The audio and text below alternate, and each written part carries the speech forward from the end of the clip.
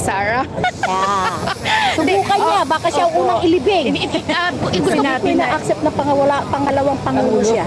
Siya ang bangag. Inutil. Useless. Bangag.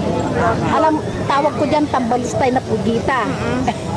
Alam mo ba yung pugita, pagka naghahasik na yung tinta niya, pagka itim-itim na, pagka langsa-langsa, ayan siya. Presidente raw siya ng sa impyerno. Di hindi kita niya tatay niya, magagawan sila ng tatay ng pwesto doon.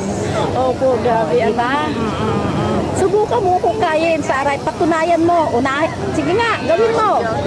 Baka ikaw nilibing namin ng buhay. Gusto mo ba yun? Sa tingin niyo po, makatao po ba yun ang sinabi na niya? makatao. Normal po ba yan bilang pangalawang makatao. Yun nga nakakalungkot. Sila mag-ama. Sila mag-ama. Niyan, siya binoto ko, tapos ganyan ang ginawa niya. Opo, kasi lagi po nila sinasabi, nabudol daw po. Totoo, nabudol kami mga loyalista. Mga loyalista ang totoo. Binoto namin siya para kay BBM at sa unity team. Tapos ano ginawa niya? Part of the unity team, kaya lang ngayon, parang nagkaroon na kami ngayon ng hesitation Tapos sa kanya. isusumbat niya, kundi raw sa kanya, mananalo raw ba? Yes po, lagi niya po. Marami talagang Marcos loyal. Kailan Kaya lang pinaka sila number one. Subukan niya tumakbo sa 2028 kung lalabas siya. ang Duterte, kabutihan, kailan lang sumulpot. Kabutihan O kung di pa naging presidente at sinuportan ay minuon yan si Duterte, makikilala ba sila? Hindi. Ang Marcos mulat sa pool, talagang kilala sa all over the world. Kilala ang Marcos. And Duterte, kabuti. Tapos sila naghahari-harian ngayon. Sila mag-aama, mga yung kampon ba ng dilim. Sa totoo lang, kampon ng dilim. Itong itong Dutae na kriminal. Ilabas nila yung pera ng taong bayan. Ibalik niya. talaga kami. Ibalik niya. Mahal niya ang Pilipinas. Diyan mo makikita buti nga habang maaga, nagpakilala na si Saramaw, di ba? Hindi na tayo mabubudol uli. Nabudol niya na tayo minsan, tama na. 2 beses pala nang budol ang ng Duterte. Opo, ibig sabihin po, sila ang nambudol talaga. Yes, Sila ng pudol, hindi si PBBM. Malaking tiwala namin sa kanila before. Ngayon nawala lang.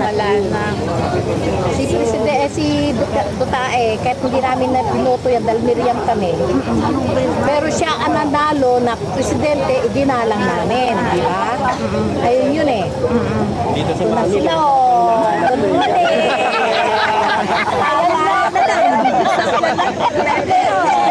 Mag-iingat ka na, Presidente Bongbong Marcos.